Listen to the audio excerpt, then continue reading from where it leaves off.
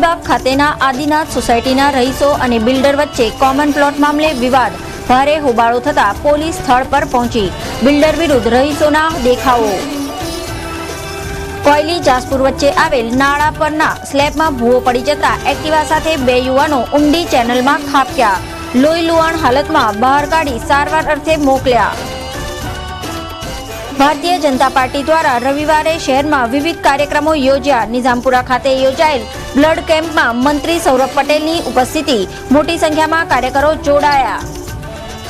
Bogus સર્ટીથી નોકરી મેળવવાનું ભોપાળું ખુલતા સહાયક કેળવણી નિરીક્ષક પાસે ₹5,50,000નો પગાર વસૂલાશે.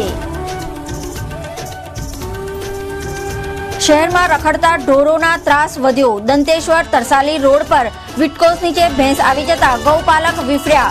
પોલીસે સ્થળ પર પહોંચી મામલો થાળે પાડ્યો. નમસ્કાર દર્શક મિત્રો, ECTVના સમાચાર કક્ષમાં આપનું સ્વાગત છે. હવે જોઈએ સમાચાર વિગતવાર.